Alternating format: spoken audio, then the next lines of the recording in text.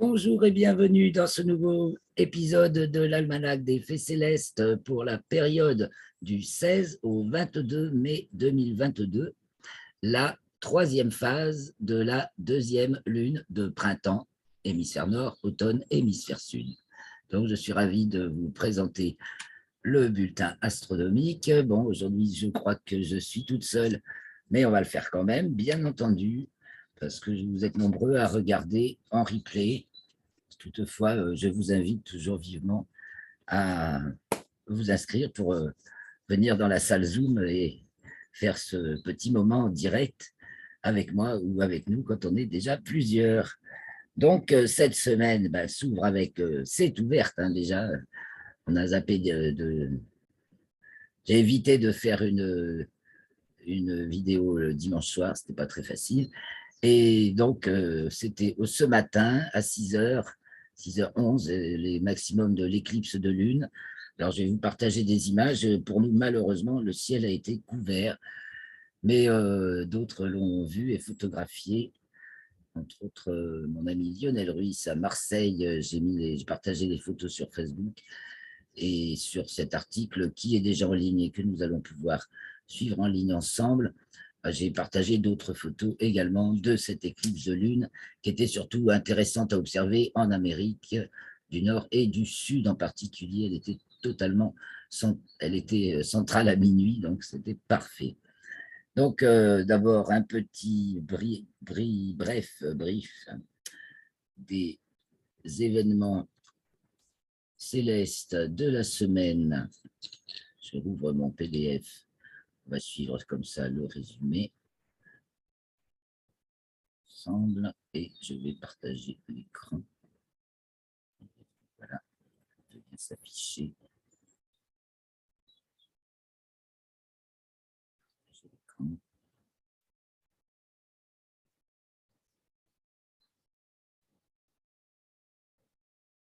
Et c'est parti. Donc, les événements d'abord de cette semaine pour se caler, puis après, on va voir ce qu'on va voir. Donc, et tout ce qu'il y a à savoir. Donc, c'était donc aujourd'hui, lundi 16 mai 2022, la Lune passait à son nœud descendant à 1h43, condition nécessaire pour qu'il y ait éclipse. Il faut que la Lune, au moment de la nouvelle ou de la pleine Lune, soit à un de ses nœuds. Donc, elle a été au nœud ascendant pour l'éclipse partielle de Soleil qui a eu lieu le 30 avril. Et donc, elle est là à son nœud descendant pour l'éclipse totale de Lune qui vient d'avoir lieu ce lundi 16 mai.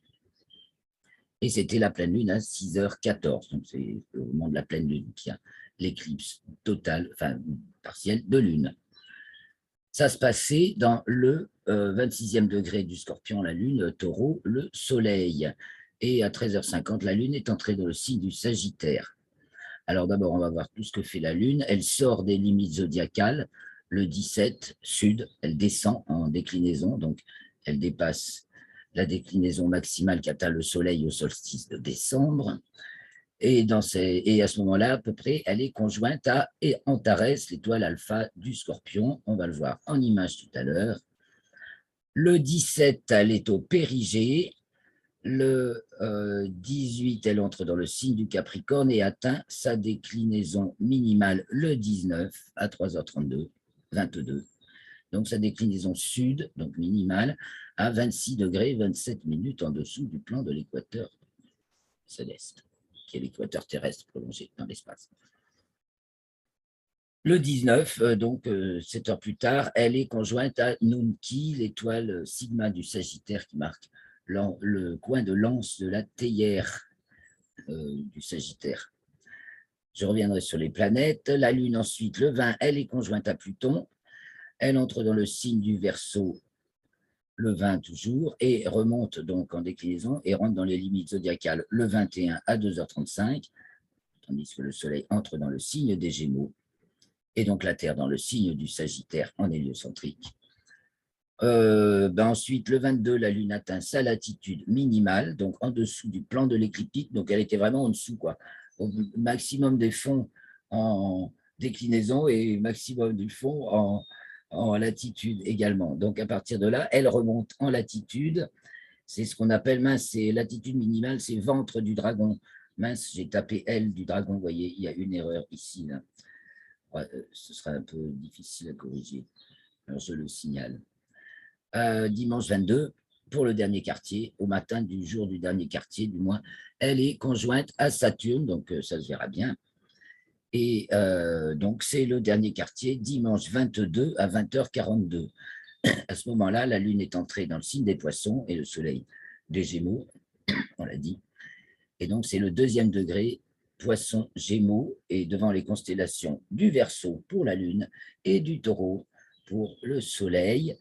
Du coup, on va voir notre Lune proche de Saturne, et puis la semaine prochaine, elle va, la, le croissant décroissant va enfiler les perles des planètes du matin. Donc, on va venir dans le spectacle des très beaux spectacles des planètes du matin, mais c'est vrai qu'en ce moment, dans le ciel, les spectacles sont surtout le matin. Alors, qu'est-ce qu'il faut dire de plus au niveau des planètes? Donc, c'est Mars qui est conjointe à Neptune le 18. Donc, on voit bien Mars dans le ciel du matin, si l'horizon est dégagé, ce qu'on n'a pas pu faire ce matin. Et Mars qui avance arrive devant la constellation des Poissons, parce que Neptune, elle n'en est pas loin non plus. Et donc jusqu'au 8 juillet, où elle arrivera devant le Bélier, Mars, elle trace. Au niveau des planètes, eh bien, nous avons Mercure, qui est en conjonction inférieure le 21, en même temps qu'au moment où le Soleil entre dans le signe du Sagittaire. Ça se passe dans le premier degré du signe du Sagittaire. Donc, Mercure conjoint au Soleil, conjonction inférieure de Mercure, un alignement Terre, Mercure, Soleil. Donc, également Mercure au périgée, c'est-à-dire au plus près de la Terre. Ça se passe donc dans le premier degré du signe des Gémeaux, donc devant les Pléiades. Donc, Mercure est à nouveau conjointe aux Pléiades le 22 à 19h19. Seulement, les Pléiades et Mercure sont actuellement donc tout près du Soleil, puisque c'est la conjonction inférieure de Mercure, et ne sont visibles que dans le champ du coronographe Lascaux C3. Donc, bien sûr, le lien est dans l'article, et vous pouvez aller le suivre journellement, c'est renouvelé toutes les 6 heures ou 8 heures. Donc, en ce moment, on commence à voir Mercure et les Pléiades dans le champ du coronographe Lascaux C3, et les deux y sont déjà, et ça se passe donc le 22, la conjonction. Voilà donc tout ce qui se passe au niveau de Mercure, Terre, Soleil, et même les Pléiades, tout ça devant ce premier degré du signe des Gémeaux. Et donc, c'est la deuxième conjonction Mercure avec les Pléiades, car Mercure est rétrograde, également en conjonction en fait inférieure, Mercure et Vénus, les planètes intérieures, sont toujours rétrogrades. Donc, Mercure est rétrograde, donc elle a déjà été conjointe aux Pléiades à l'aller le 30 avril. Elle est devenue rétrograde depuis la semaine dernière. Ah, excusez-moi, j'ai un trou. On va le retrouver dans le bulletin de la semaine dernière, que j'affiche de suite. Mercure est devenu rétrograde le 10 mai. Et donc voilà, il nous reste à voir donc ce qui se passe en héliocentrique, parce que déjà, c'est une conjonction inférieure de Mercure en héliocentrique. Mercure est conjointe à la Terre, puisque c'est toujours vu du Soleil, ce sera Soleil, Mercure, Terre. Hein, on part du Soleil, on voit Mercure, Terre. On est sur la Terre, on voit Mercure, Soleil. Mercure est entre la Terre et le Soleil, donc au plus près de la Terre. Voilà tout ce qui se passe. Alors, et puis en héliocentrique, en plus. Donc, en héliocentrique, eh bien, nous avons Vénus qui est conjointe à Mars le 17, Mercure qui passe à son nœud ascendant également, son nœud descendant également le 17, donc passant latitude écliptique sud. En géo comme en hélio, c'est à quelques minutes près, mais le moment du nœud, c'est le moment où la planète se recale. Ensuite, en hélio, c'est Vénus est conjointe à Saturne le 20. La Terre entre donc dans le signe du Sagittaire, puisque le Soleil entre donc dans le signe des Gémeaux en géocentrique, ça fait en héliocentrique, Terre, signe Sagittaire, donc le 21, et Mercure conjoint à la Terre dans la foulée, donc ça se passe premier degré du signe des Gémeaux. Voilà, alors maintenant allons sur Stellarium, et allons voir ce que nous pouvons voir, donc c'était coucher du soleil à 21h13, hein, vous voyez, les jours rallongent. Nous allons vers le solstice d'été, ils vont rallonger moins vite à partir de maintenant, et ils rallongent maintenant plus sur le soir que sur le matin, puisque l'équation de temps était à son premier minimum négatif de l'année, également la semaine dernière, vers le 10 mai, c'est facile, l'équation de temps, le 14 mai, était à son premier maximum négatif de l'année. Donc maintenant, le midi vrai a lieu de plus en plus tard par rapport au midi moyen. Et donc, ça rallonge davantage, les jours rallongent et davantage sur le soir. Je reviens sur Stellarium. Donc, en début de nuit, donc là, c'est le 16 au soir. Alors, le 16 au soir, on va les guetter. D'abord, on va commencer par aller guetter les levées de la Lune. Le soleil se couche, la Lune n'est pas encore levée. Hier soir, le 15 au soir, pour la nuit de la pleine Lune, elle était levée. Et là, elle n'est pas encore levée. Alors, on l'attend. 21h35, 46, on sent. On va se lever un peu au sud, au sud-est. Ah, là, voilà. À 22h04, alors, Dame Lune se lève à 22h08. Le 16 au soir, elle est donc devant la constellation de la Balance, encore, où elle arrive devant le Scorpion. Alors, on passe une heure. Ouais, bah oui, elle est devant le Scorpion et elle va être conjointe à Antares. Donc, c'est le 17. Donc, c'est à voir. Voilà, elle se lève le 16 au soir vers minuit, à peu près, non, même 23 heures. Et vers minuit, voilà, on voit la Lune en quartier, un peu fin, puisqu'il vient d'être. Non, que dis-je? Non, nous sommes encore la pleine Lune du 16, donc qui est encore toute ronde. Et avec Antares, l'étoile alpha du Scorpion en dessous. Donc ça, c'est la nuit du 16 au 17. Donc ça se voit bien sur le matin en fait. Voilà, elle culmine au matin, enfin elle culmine vers 3 heures du matin. Et donc en fin de nuit, vers 5 heures, parce qu'après il fait plus nuit, eh bien elles sont toutes proches. Vous voyez, la Lune est encore grosse. Et ça, c'est Antares. Donc, puis alors, il y a les étoiles filantes, mais pas le jour où il y a la Lune. Hein, il y a pas mal d'étoiles filantes, là, des Scorpides, Alpha Scorpides. Ah bah oui, elles sont juste à côté d'Antares. C'est les Alpha Scorpides, là, ça montre les étoiles filantes là, derrière, en bleu. Voilà, donc ça, c'est la nuit du 16 au 17. Alors, allons à la nuit suivante avec la Lune. Donc, elle va se lever, son lever, la nuit suivante, 23h43. Culmination 3h42 et coucher 7h41. Donc 23h43 se lève le 17 pour culminer à 3h42 le 18. Le 19, elle est devant le Sagittaire. Et ici, nous avons Nunki, vous voyez. Donc on va la voir conjointe à Nunki le 19. Bon, ça, c'est au matin. Parce que au matin, c'est là qu'on a le plus de spectacles en fin de nuit. Qu'est-ce que nous allons voir? Vous voyez, si on se met à minuit. Voilà, de toute façon, avant minuit, c'est pas encore la nuit noire. Et quand la Lune se lève, c'est plus la nuit noire non plus. Donc, le 19 à 1h du matin, la Lune s'est levée à 0h44, elle va culminer à 4h39. Et donc, elle se couche dans la matinée. Le 20, ben, elle n'est pas encore levée. Elle va se lever à 1h30, 1h40.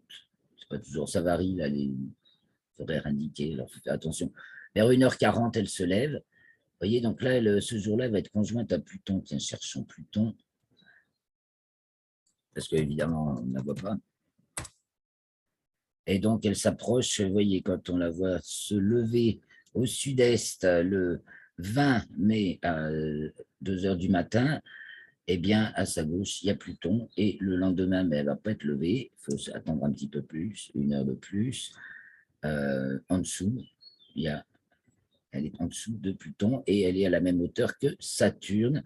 Saturne à laquelle elle va être conjointe le 22 au matin, donc jour du premier quartier, là c'est le 21, 4h05, le 22. Le 22 en fin de nuit, donc enfin à 4h du matin, 4h, 5h, la Lune et se trouve en quartier en dessous de Saturne, enfin en gros quartier encore, puisque l'heure du dernier quartier, c'est 20h43, donc c'est le soir. Et donc, de toute façon, au jour du dernier quartier, la Lune se lève au milieu de la nuit à peu près. Et donc, ce qu'il y a de beau dans le ciel du matin, c'est les planètes, pour peu que vous ayez un horizon est-sud-est dégagé. Donc, Saturne, qui est la première à se lever, 2h37 maintenant. Ensuite, eh bien, nous avons, je vais la chercher, Neptune, qu'on ne voit pas, mais que Mars double cette semaine, donc le 18. On va regarder le parcours de Mars par rapport à Neptune. Donc là, on était le 22, le 21, le 20, le 19, le 18. Je crois aussi, voilà, le Neptune comme ça. Même avec un instrument, c'est encore assez difficile. Peut-être c'est réalisable avec un assez bon télescope. Mais Mars en plus éblouira davantage, alors ce sera embêtant pour trouver Neptune.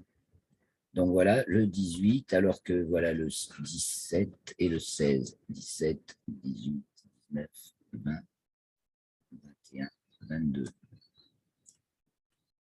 Donc vous voyez, elles arrivent devant la constellation des Poissons, je trace les limites. Là, c'est le Verseau et là, c'est les Poissons. Donc Mars arrive dans la constellation des Poissons, Jupiter, Neptune va y arriver, c'est cette semaine. Neptune, ou c'était même la semaine dernière. Voyons, la semaine dernière, je crois. Neptune.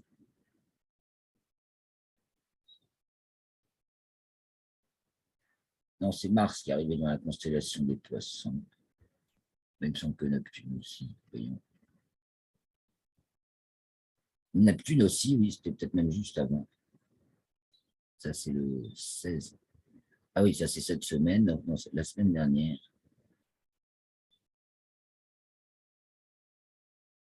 Vénus est arrivée dans la constellation des Poissons. Bon, bref, c'est pour vous dire qu'elles se succèdent, voilà, elles dessinent l'écliptique, enfin, elles sont toutes un petit peu en latitude sud, vous voyez, en dessous de l'écliptique. Enfin, grosso modo, le trait, il y est, donc elles nous dessinent l'écliptique dans le ciel du matin, c'est-à-dire le parcours apparent du Soleil au cours de la nuit. Et donc, Mars, alors Neptune, Mars, c'est donc le 22, Mars a doublé Neptune, Mars, qui se lève à 3h50 à peu près, Jupiter, qui se lève à 4h à peu près, et Vénus, qui se lève à 4h50 à peu près. Voilà. Tiens, il y a des ariétides, mais elles vont être difficiles à voir le ciel du matin, là. C'est pas pour tout de suite. Il y a des piscides, comme. Non, c'est Eta Aquarides, c'est les étoiles filantes. Il y a pas mal d'essaims d'étoiles filantes. Donc, mais c'est mieux les étoiles filantes quand il n'y a pas la Lune. Donc, la Lune, eh ben, elle n'y est pas en début de nuit. Il nous manque à faire un petit tour du ciel de début de nuit. Donc, on va aller voir le début de la nuit du 21 au 22. Non, on va se mettre du 16 au 17. Allez, on part de là où on est. Alors, nuit du 16 au 17. Voilà, le soleil se couche à 21h13, on a dit. Donc, la Lune se couche le 16 à 22h05. Pleine Lune, la Lune se lève, oui. C'est du côté du levant. La Lune se lève, 22h05, donc elle est dans la constellation de la Balance. Voilà ce qui se lève du côté de l'Est. La Vierge, le Bouvier, Arcturus du Bouvier, qu'on reconnaît bien, donc en début de nuit. Vega est déjà levé dès le début de la nuit. Je réduis encore un peu, je mets le maillage azimutal qui est en hauteur azimut dans le plan de l'horizon et hauteur par rapport au plan de l'horizon qui nous permet de marquer le zénith, c'est-à-dire le sommet du ciel. Donc, on a la Grande Ourse qui est très, très haut. Mais alors, j'ai quand même passé 1 heure de plus, parce que là, il ne fait pas encore nuit, on ne voit pas d'étoiles. Il faut attendre au moins 23 heures pour commencer à voir les étoiles. Donc, eh bien, du côté de l'Est, puisqu'on est du côté de l'Est, généralement, on va quand même aller voir ce qui se couche d'abord. Donc, c'est Ophiuchus, ici. L'étoile reste à la guet, constellation d'Ophiuchus. Vega, de la lyre, qu'on voit bien, Hercule, voilà, tout ça qui s'élève. Un peu plus vers l'Est, c'est Arcturus du Bouvier, qui se trouvera juste en dessous de la Lune, et Antares. Alors, très haut, il y a Arcturus, et très, très en dessous, il y a Antares, ici, qui se lève, du Scorpion. Donc, à 23 heures. Donc, ça commence le Scorpion commence à arriver dans le ciel de début de nuit. Donc, un peu plus haut, vers le sud, presque à sa culmination, nous avons Spica. Spica de la Vierge, que voilà, qui est presque à sa culmination, donc à 23 heures, tandis que, donc, qui est ici, dans le prolongement d'Arcturus et de la queue formée par l'ours qui est tout là-haut, là-haut, là-haut au ciel, et dont la queue cerne le zénith, vous voyez. Donc, vous prolongez l'arc formé par la queue de l'ours, vous arrivez sur Arcturus du Bouvier et Spica de la Vierge. Et donc, c'est ce qui culmine avec le corbeau, très facile figure à repérer, ce petit trapèze du corbeau. Et puis, il y a le lion qui est déjà du côté sur la descente, là au sud-ouest, encore assez haut. Il va piquer du nez, l'hydre femelle. Et puis, dès le 23 heures, vous voyez, nous avons Castor et Pollux, des Gémeaux, qui vont se coucher à la même hauteur que Capella du Cocher, qui est très brillante et qui à Paris est circumpolaire, c'est-à-dire qu'elle ne se couche pas, elle va raser le nord. Chez nous, 44-30 nord de latitude, elle se couche. Voilà donc notre ciel de début de nuit qui va être absent de lune, donc très vite. Vous voyez, le 19, elle se lève à 23 heures. Bon, et la nuit commence, ça ne va pas être terrible encore, comme ce ne sera pas encore du ciel profond cette semaine trop, hein, les 3-4 premiers jours, en tout cas en début de nuit.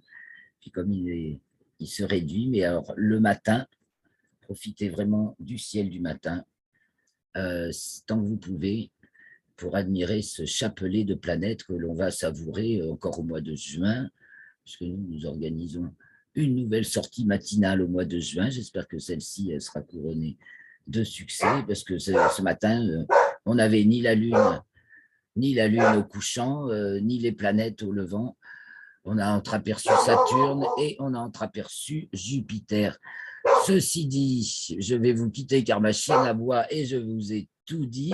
Mais non, je ne vous ai pas tout dit. Je reviens vers vous.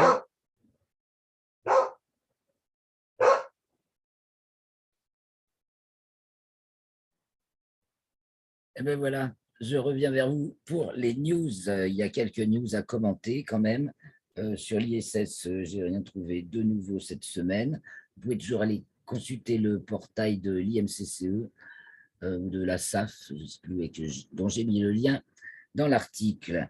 Je vais partager ça avec vous parce que maintenant, l'article est en ligne. Donc, c'est génial, c'est pratique. Nous y allons ensemble. Voilà, nous y sommes. Et donc, on va aller sur les news. J'en profite pour vous montrer des photos, celles dont je vous ai parlé, donc de l'éclipse de lune, qui a été particulièrement rougeoyante, profonde, d'un rouge profond, ce qu'on attribue aux cendres du volcan Tonga, là, mais qui a mis beaucoup de poussière et de cendres dans l'atmosphère. À mon avis, il n'y a pas que lui, l'abandon. Et nous avons des magnifiques photos. Alors, ciel profond, quand c'est une éclipse de lune, vous voyez, alors la lune est ici, éclipsée, donc assombrie, et le ciel profond se révèle. C'est d'habitude en pleine lune, on ne risque pas de voir tout ça. Et là, quand il y a une éclipse totale de lune, eh bien, le ciel profond réapparaît.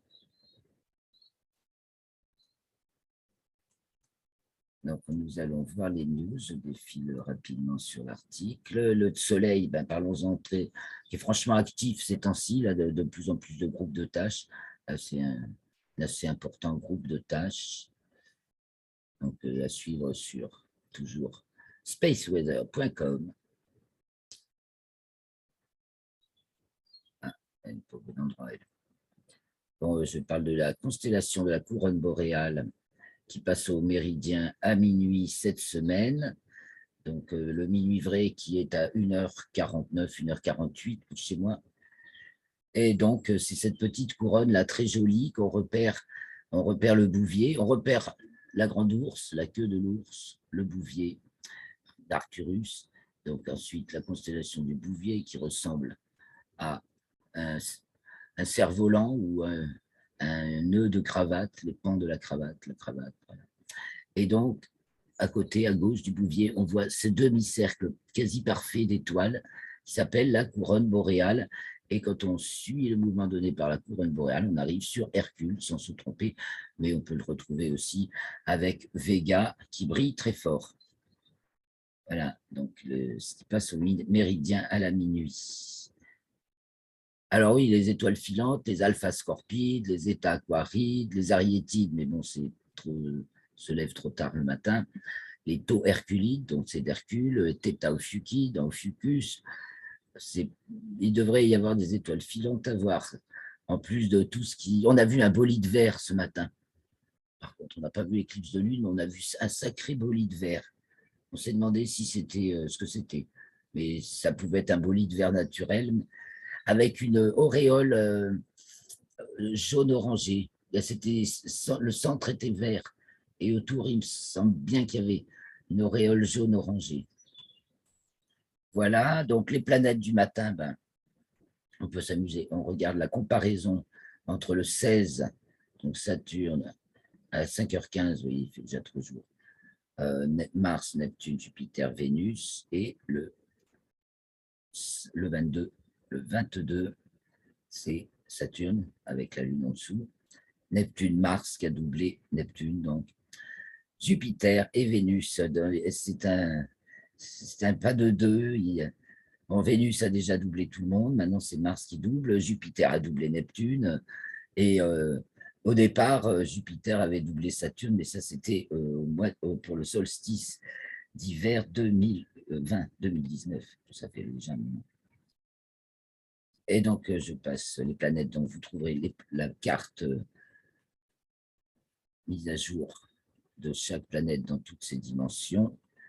Les comètes, donc encore une splendidissime photo de l'éclipse de lune au Chili ce matin. Enfin, pour nous, ce matin, c'était la nuit, c'est ça qui était bien. Donc, la lune éclipsée, et donc le ciel profond qui se révèle évidemment au Chili. Si c'est beau. Alors, il y a eu du buzz qui a été fait par des images de Curiosity, on y a vu une porte secrète. Bon, alors évidemment, c'est une anfractuosité dans le rocher. C'est toujours les problèmes. On fantasme beaucoup de choses sur ce qu'on voit, mais apparemment, ce n'est pas plus qu'une anfractuosité dans un rocher. Donc, ce petit robot Curiosity qui dépasse toutes les espérances et qui continue à fournir beaucoup d'informations, tandis que son jeune collègue Persévérance poursuit toujours ses multiples activités, mais il n'y avait pas de nouvelles particulières en plus cette semaine. SpaceX, il y a pas mal, ça fait toujours couler beaucoup d'encre. Donc, les 20 ans de SpaceX, comme l'histoire racontée par Futura Science cette fois-ci, où on apprend qu'il y a eu la 19e et 20e mission de l'année pour SpaceX, lancement de Starlink, donc 896 Starlink lancés en 24 heures. Et une carte qui montre où sont les pays du monde où le service Starlink est disponible. Et l'alarme que lancent les astronomes belges à propos des satellites, évidemment, qui envahissent le ciel. Alors donc, en fait, du coup, pour Elon Musk, qui d'abord alors fait jaser son monde et fait faire des grands, des grandes dents de scie aux indices de la bourse, parce que du coup, maintenant qu'il a bien fait monter l'action, il annonce que pour l'instant, c'est en suspens son rachat du réseau de Twitter en raison de quelques questions de transparence, si j'ai bien compris. Donc, il faut lire les articles, hein. Et bah, c'était bien gentil. Il a proposé, il a tellement bien apporté ses services Starlink à l'Ukraine que les Russes le mettent un petit peu en garde quand même, et que j'ai relevé cette phrase quand même qui laisse souvent réfléchir, adressée par le très méchant Dimitri Rogozin, patron de l'agence spatiale Roscosmos, l'agence russe. Quand je dis, parce que d'habitude je le trouve méchant, mais là franchement c'est gentil, il lui dit: réfléchissez, Elon, de quel côté êtes-vous? Peut-être qu'il n'a pas bien compris tout ce que nous pouvons y comprendre à cette histoire. Mais bon, bref, je vous laisse juger par vous-même. Et ben, les projets d'aller sur Mars, quand même, au début, c'était en 2024, ça paraît totalement irréalisable, mais il maintient toujours que le Starship, donc le grand vaisseau Starship, sera en mesure d'envoyer des hommes sur Mars avant 2030. Bon, il faut suivre les articles. Ce qu'on voit aussi, alors j'en avais déjà parlé la semaine dernière, les images étaient parues, là ce coup-ci c'est une animation entre l'image obtenue alors, par Spitzer, le télescope infrarouge d'il y a 10 ans, et par maintenant James Webb Telescope. Évidemment, vous voyez la différence de résolution, ça pète aux yeux, c'est magnifique, tout le monde est très content pour ça. Et alors, le gros truc de l'année, là, j'ai un petit arrangement à faire là, la photo du trou noir au centre de la de la Voie lactée, de notre galaxie. Donc, c'est le deuxième trou noir central de galaxie qui a été photographié, car on a déjà photographié celui de la galaxie M87, Messier 87. Et donc, d'abord, il y a un article qui vous explique que cette photo n'est pas floue du tout, mais que c'est même un travail, parce que déjà, c'est un trou noir, c'est un travail d'extrême précision et délicatesse et finesse pour obtenir une telle image d'un de cet immense creuset où toutes les particules sont à la vitesse de la lumière. Alors, on ne peut pas faire très net sur l'image. Et nous avons le 13 aussi, le 13 avril, là, est sorti un article, est ressorti, plutôt Jean-Pierre Petit, plutôt a communiqué un article justement qui parle de ces trous noirs géants. Ça sort juste au moment de cette image. Et donc, il en donne une explication cosmologique beaucoup plus, je trouve très intéressante, beaucoup plus rationnelle, que nous dirons, alors peut-être pas maintenant, mais dans la deuxième vidéo tout à l'heure, je vous propose, peut-être l'article est assez court, mais on peut le lire ensemble justement et voir ce qui est à comprendre et ce qui le différencie de la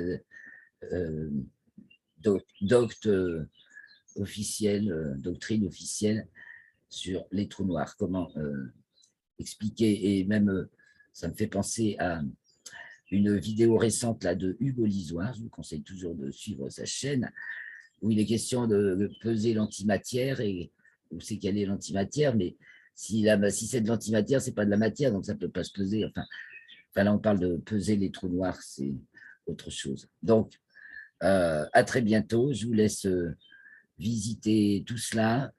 Je vous souhaite une très bonne semaine qui va être très courte, car comme vous l'avez vu, nous avons la Lune au périgée et Mercure au périgée aussi, d'ailleurs. Ça va accélérer. Et donc, le dernier quartier, c'est dimanche 22 à 20h42. Et je ne fais pas les vidéos le dimanche soir, donc je vous propose de la faire le samedi soir. Donc, la semaine, on se donne rendez-vous dans 6 jours pour le prochain bulletin astronomique. Ce sera pour la période du 22 au 29 mai 2022. Je vous souhaite une très bonne semaine. À bientôt.